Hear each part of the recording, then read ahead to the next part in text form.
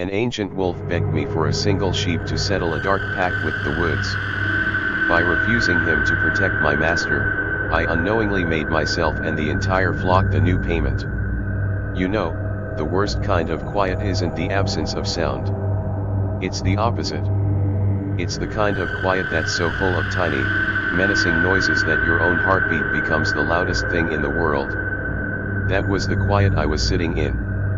The storm had passed hours ago, but it left its ghost behind, a heavy, wet smell of ozone and petrichor that clung to the air like a shroud. The pasture grass, freshly mown, was sharp and damp. I could feel the cold seeping through my fur, right into my belly as I lay there. Not dew. Dew is a gentle morning kiss. This was the cold sweat of the dying storm. My name is Sultan. And I am a very, very old dog. My watch was over the sheep, slumbering like woolly, witless stones in the moonlight. But my gaze, as it always did, drifted to the woods. Those gnarled, ancient trees, choked by ivy and lichen, always looked like they were silently screaming. And from that screaming silence, from the black void between the trunks, two lights flickered into existence. Yellow eyes. Like twin embers from a fire deep within the earth. Most dogs, even in their prime, would have barked themselves hoarse. But I wasn't afraid. I knew those eyes. They had saved my life. The rustle of leaves was a soft, deliberate whisper. He moved with a grace that defied his age and his scars. Old Sultan, my kinsman, a voice rasped, rugged and wise, a gravelly charm that could soothe a nervous fawn just before the kill. He was a slow talker, Kale was. He let his words hang in the air, heavy with meaning. I waited, my ears perked. He saved my life. His voice was a higher authority than any master's command. You are well? The shepherd treats you with the dignity your years have earned, I hope. I thought of the savory stew mixed into my kibble, a luxury afforded to me only recently. He does, I answered, my own voice breathy with age. As for me, I am not troubled. Merely watching the flock.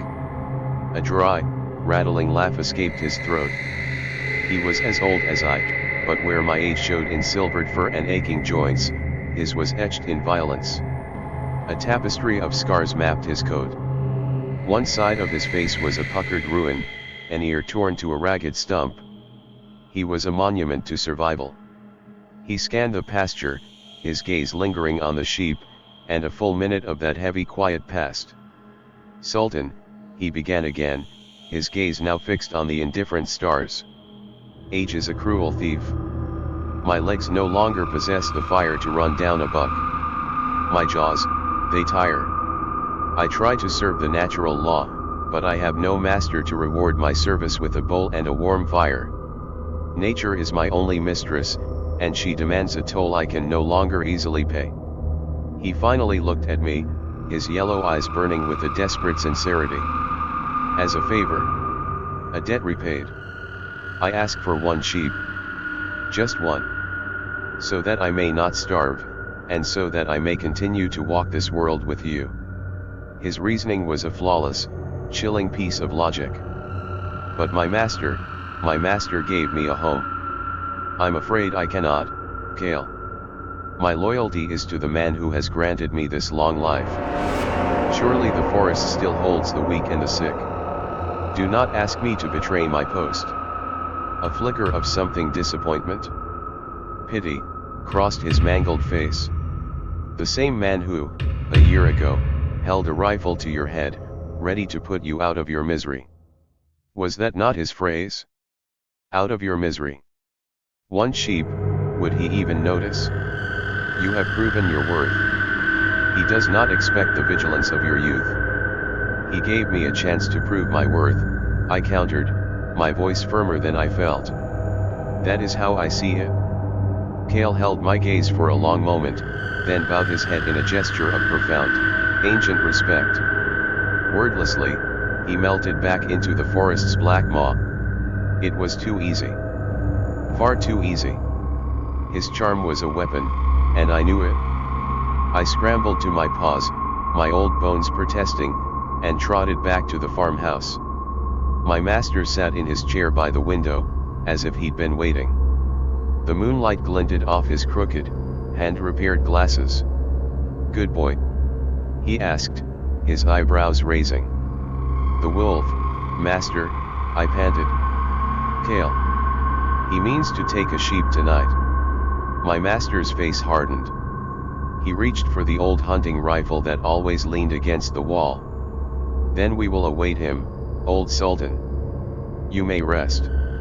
You've done your duty." "Rest I cannot, master." His words trouble my heart. His presence turns my sleep to shadow. His hand, rough with callus, rested on my head. "Then we will await him together. Straight from your fur to your heart, Sultan, you are a good dog." We waited. The hours crawled by, the moon beginning its slow descent. The world was trapped in that transient, pre-dawn gray, the last window of opportunity for a creature of the night. And there he was. A shadow detaching itself from other shadows at the edge of the woods. My master raised the rifle. He didn't aim to kill. Not yet. A shot cracked through the quiet, kicking up dirt and grass just feet from the wolf's paws. A warning. Was I not clear? I barked, my voice trembling with a righteous fury. "Do you take my words for nothing? Do you mock me on my own ground?" Kale's jaw hung agape, a caricature of shock. I misunderstood. Your refusal, it lacked conviction. You feign respect and then turn to theft the moment my back is turned. Begone, you mangy fiend. My master roared, his voice a thunderclap that echoed Kale's earlier threat. The wolf flinched, snarling, a low, guttural promise of violence.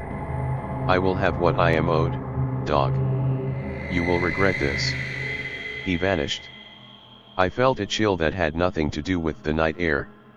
The next day, my dread solidified into a waking nightmare. Kale wasn't alone. He emerged from the woods with a boar at his side, a brutish, hulking thing with tusks like yellowed daggers. They stood at the tree line, watching. Then, with a grunt, the boar charged back into the woods. The sounds that followed, the panicked squealing of a deer, the crashing of undergrowth, it was the overture to an atrocity.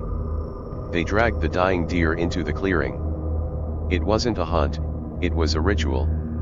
The deer's leg was broken, bent at an unnatural angle. Its screams were wet and ragged, the sounds of an engine running out of fuel. The boar had gored it, a deep, terrible wound in its side. But it was the wolf who performed the final act. With the deer still breathing, still screaming its thin, reedy scream, Kale looked directly at me. He didn't snarl. He didn't look triumphant. He looked burdened. Then, in one swift, brutally efficient motion, he locked his jaws onto the deer's throat and tore. The sound of ripping flesh and snapping cartilage was obscene in the afternoon quiet.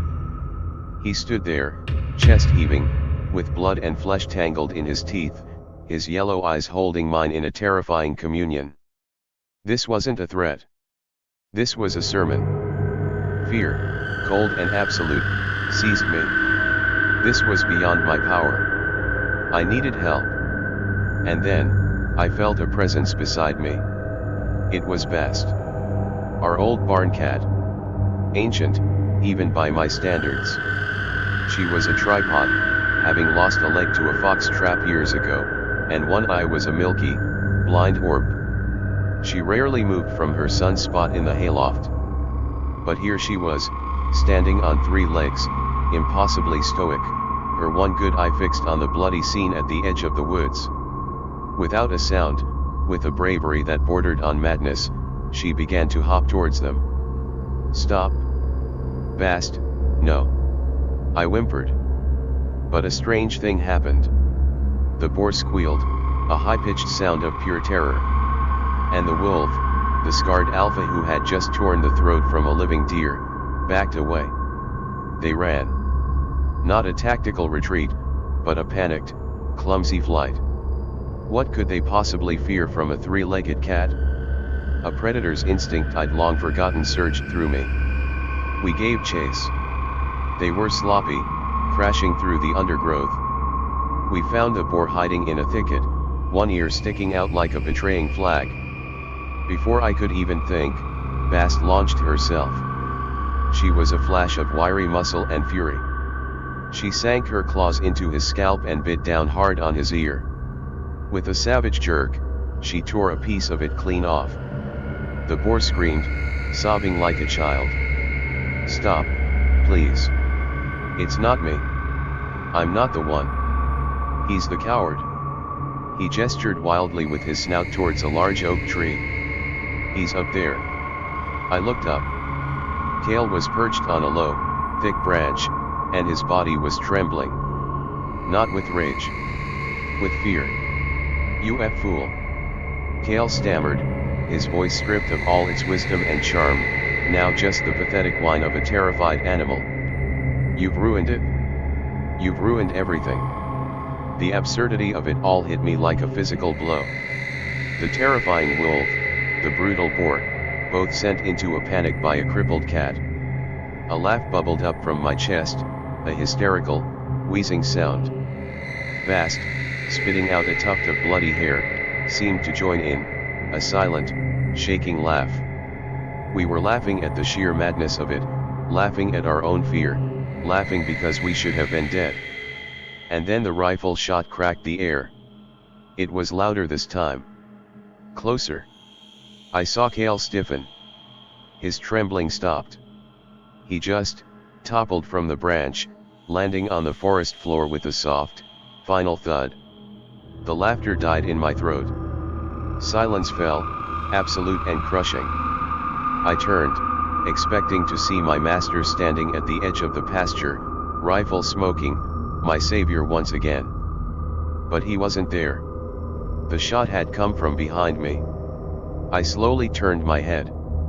My master stood on the porch of the farmhouse, the rifle resting comfortably in the crook of his arm. He hadn't run to help. He had waited. He walked towards us, his boots making soft thuds in the grass. He didn't look at me. He didn't look at Bast.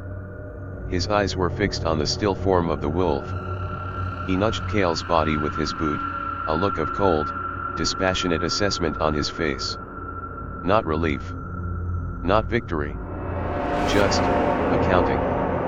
He looked up from the dead wolf, his gaze sweeping over the flock of sheep, who were now stirring, bleating nervously. Then his eyes, magnified by those crooked, mended glasses, fell on me. And for the first time, I saw what was behind them. It wasn't kindness. It wasn't affection. It was ownership. The same look he gave the sheep. The same look he gave his rifle. "The old packs," he said, his voice quiet, almost to himself. "Always so tiresome. Always needing to be paid." The blood in my veins turned to ice. Kale's words echoed in my mind. "I will have what I am owed. Nature is my only mistress, and she demands a toll." He hadn't been threatening me. He had been warning me. The deer wasn't a display of power to intimidate me. It was a desperate, veiled offering. A payment. Kale wasn't asking for a sheep to feed himself. He was asking for a sheep to pay a debt. A debt to whatever dark, ancient thing resided in those woods, a thing that my master had a pact with. The shot hadn't been to save me. It had been to silence the witness.